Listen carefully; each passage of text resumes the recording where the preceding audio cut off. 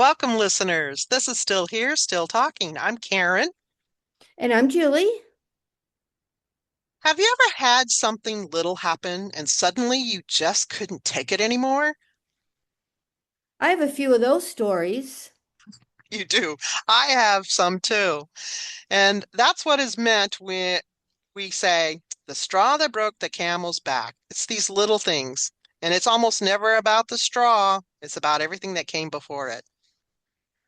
I have an example. Boy, it changed Yeah. everything. Um, All right. Tell me your story. What do you got? I was dating a gentleman. Well, I thought he was a gentleman, but for 2 years, and a lot of things was happening behind the scenes. I don't have to get into all that. And I just kept going back. I just kept going back for 2 years, and I couldn't figure out. I wanted so bad for it to end, but I just wasn't able to do it because I was in love with him. Through it all, I was in love with him. And then one day he picked me up and we started out, didn't get very far, didn't even get to the main street. And all of a sudden I said, "Stop the car." And he's like, "Why?" And I'm like, "Let me out." And I got out of the car, and that was it. I was done. It was over. The thing is nothing had happened right then, yet everything had happened.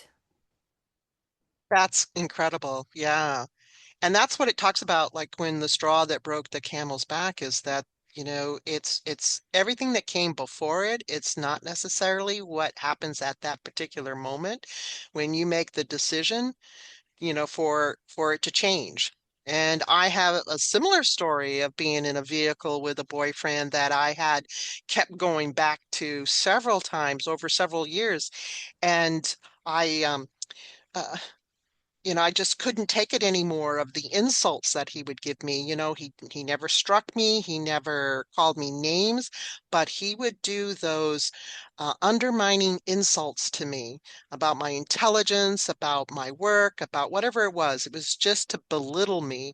And sometimes he would do it in front of people. And so there was this one time coming back from a concert, driving back on the road, and I just was sitting there. We had an okay weekend at the concert.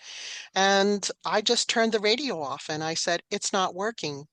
And he was like, "Well, the radio is working." It's like, no, it's Fair. not the radio. It's us. We're not working. It's not working out. And this had been after 2 years of us being together this time around. And by the time I got back to the house, I said, "Yep, I'm just going to pack my bags and leave."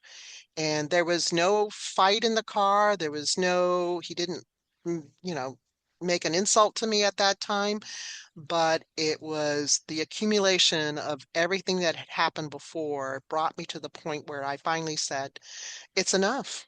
I couldn't do it anymore. So yeah, it's it doesn't always have to be something that's happening that makes the decision. It's just can be in that moment of thought where you're just looking back at things and say, okay, I've had enough. The straw that broke the camel's back. That's it. Done.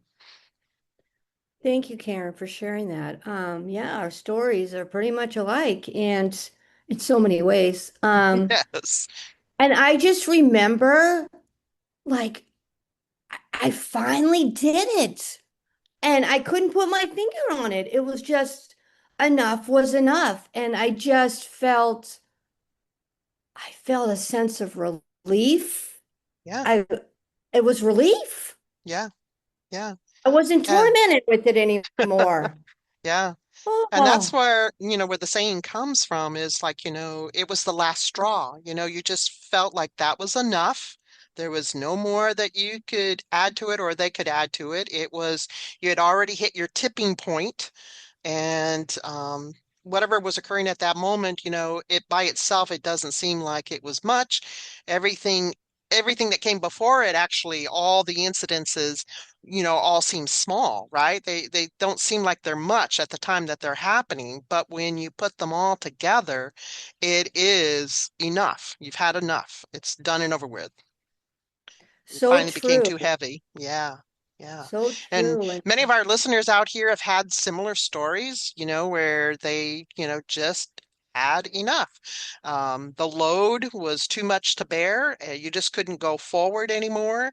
And no one has to make a big scene about it, whether it's at, with a relationship or even at work, right? I mean, I've got a work story. You got a work story. yes. What about your work story, Julie?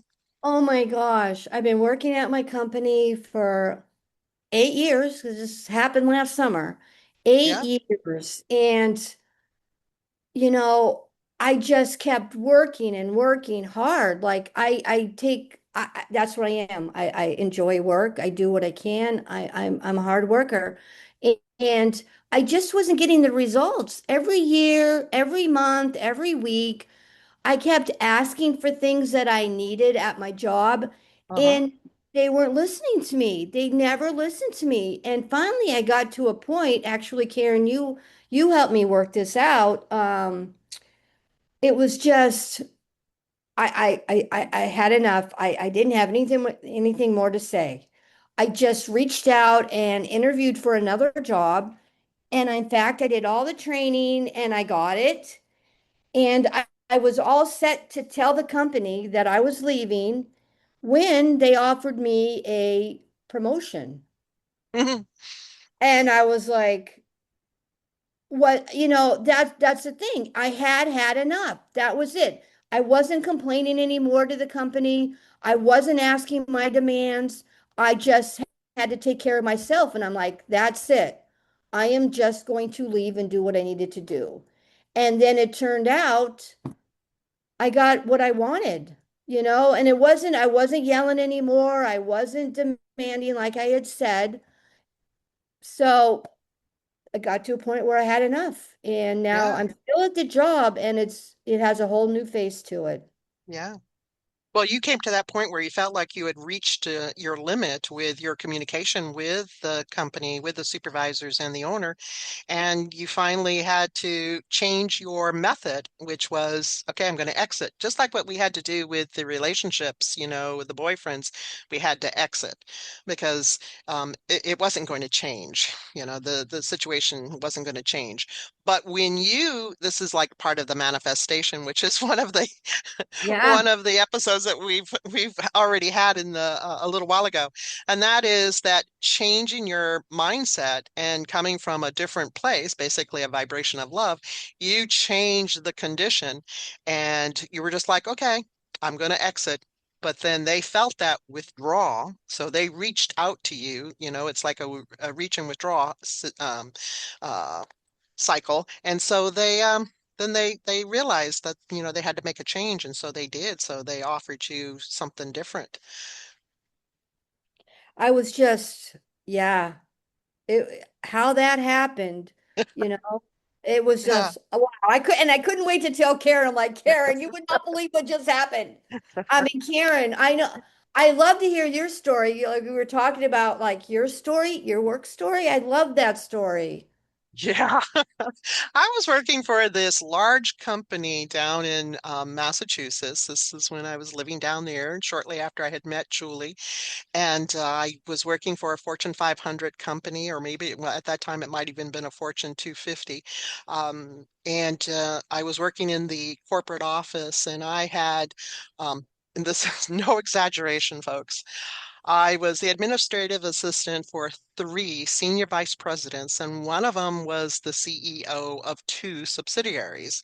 And we had 84 subsidiaries of this corporation, but I was working for the CEO of two of the subsidiaries. I had five vice presidents, I had 17 technicians, and on my desk, I had two phones that had 8 lines each. I had a computer. It was a word processor, a large word processor. Computers really hadn't come out that much, for personal use or at a company. And then they brought in one more person. to put onto my load. And I was just like, okay, this is a little too much for me. Now, I didn't have any failure. I didn't, come to a maximum of my abilities, but I just said, whoa, folks, I'm already got three senior VPs, five VPs, 17 techs, two phones on Oh basically my God. 16 lines. And Julie, you came to my office and you saw Oh, all the files that I was responsible for, right? I couldn't believe it. I was like, I was stressed out just watching you. I could not even imagine. My files that I was responsible for went down the hall, a long hall, like at least 15 feet, and then around the corner for another 5 to 10 feet. And these are, massive amount of files. I mean, and we worked, and I was working a full 40 plus hours a week. And I was the only administrative assistant in that facility, in that corporate office that had that many VPs and senior VPs. It was unbelievable. So when they brought in this next person, and he loaded me with a lot of work. He came from the EPA, the Environmental Protection Agency, and he was a former government worker. Okay, so he just had a different viewpoint than the rest of us had, and he just dumped work on me. Mm, And I was like, okay, this is too much for me. And I had already had spoken with my CEO, my senior VP, that the main guy that I work for, that that I was already loaded. I was working harder than anybody else in the corporate office at the level as an administrative assistant, and I was like, we got to change something up here. I said, I'm doing the job of three people, and he was like, well, you can do it. It's like, mm, yeah, I can do it. I have the competency, the level to do it, but it's like, do I want to do it? So it was just, I couldn't do it. I had reached my tipping point where I said, that's enough. hmm. And so I gave my notice and I left. And sure enough, they replaced me with three people. But I Wow. had had enough in that, with that load. I remember that when it was going on. Like I said, the one day I came and we were going to go out to lunch, and I went into your office and you didn't even have one file on your desk. I mean, you opened up your file cabinet. I was like, oh my gosh. And when you told me you left, I was like, I mean, you talked about leaving several times, but all of a sudden you did. You Yeah. had enough. I had enough, so I gave my 2 weeks notice and walked out. And it wasn't because I didn't like the job. I loved the boss that I had, and the several other bosses that were there, several other of the VPs. They're very remarkable individuals from all different walks of life and very prominent, publishers, researchers, doctors, amazing people. But it was just the workload that I finally said, I got, I just couldn't do one more day of that type of level. And like I said, my competency was good, and that's one of the things that happens with individuals that are, have a level of competence. Um, the bosses or whomever will keep putting more work on you. And that's the subject we'll talk about it another time, which is called the Peter Principle. But I had Mm. not reached the breach. I had not reached the point where my competence was failing. It was just I had already reached the point where I said, I can't be burdened with this amount of work. So that falls under, the camel that broke the straw that broke the camel's back. I just couldn't take one more burden. So yeah, And Karen, isn't it a relief when that happens, like I mentioned earlier? It's like you hold on to this stuff and you know you want to make a change and you know you could do better and you want to do better. And then you're given, it's like a gift. You're given this gift. All of a sudden you feel it in yeah, every part of your body and it's like, it's enough. yeah, yeah. It gets to the point where we're looking at that one more demand, that one more criticism, that one more disappointment, one more sleepless night, and we do say, we've had enough. that's the last straw. We're done. And each and every one of our listeners out here, I'm sure that you have stories as well of when you finally reached that point where you've had enough and had to say, okay, I'm out of here. I gotta change. And you do, like Julie said, you do feel the sense of relief because it is a self-preservation, which Julie and I have talked about before, is that, it all comes down to like your self-preservation, whether it's your sanity or your health, you know, Yeah, or even on the spiritual level, that you just finally have to say, okay, hey, we talked about this before. I matter, and I matter more than most people know, right? Or even more than I know. And we make that decision for self-preservation. we certainly do. And I have another story, a friend story. I'm Yeah. just Well, do share. so yeah, so a friend of mine, she meant well, Yeah. and she was always buying these expensive tickets for me to go to these events and weekends away, and I felt obligated. Oh, And I I remember this. I Yeah. don't like feeling obligated. It's just me. Hmm. I like for me, give and share, give and share, give and share. So again, it's like the straw that breaks the camel's back. I could get to a certain point, and she kept offering these things. Oh, and she'd buy them ahead of time.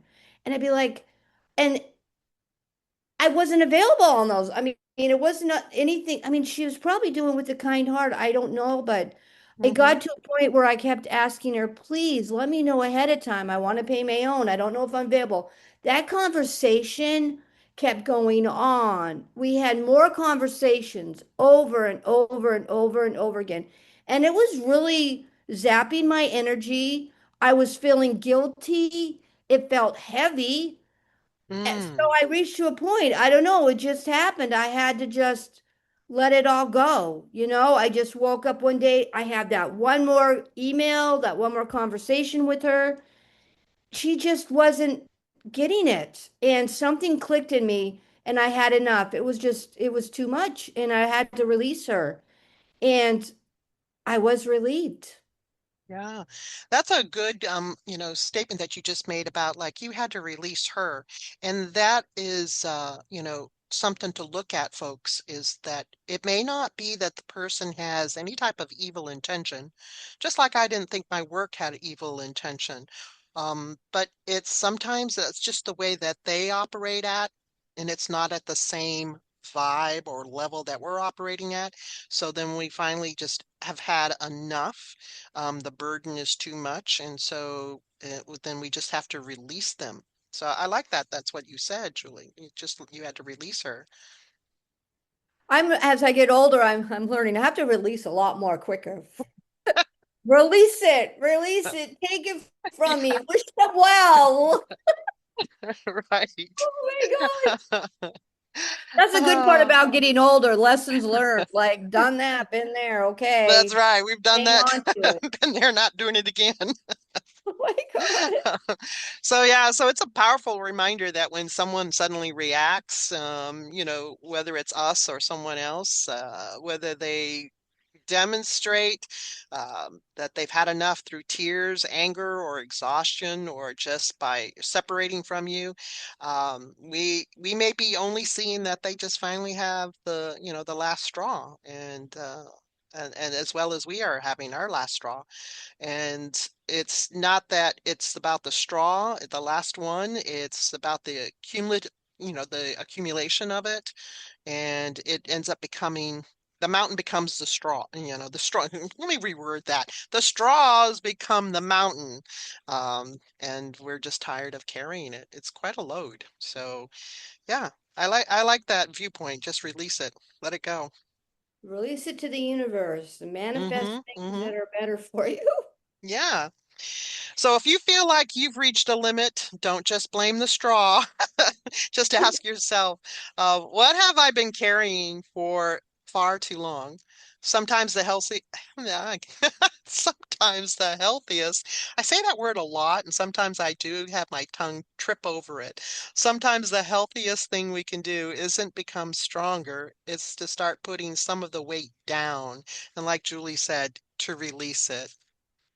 So, to our listeners, your stories matter, your voice matters. Reach out anytime. Our email address is still here, still talking at yahoo.com. Yes, so thank you, listeners, for tuning in. We appreciate you. We're still here, still talking. We're not experts, we're just experienced. Goodbye, everyone. Thanks for listening. Goodbye.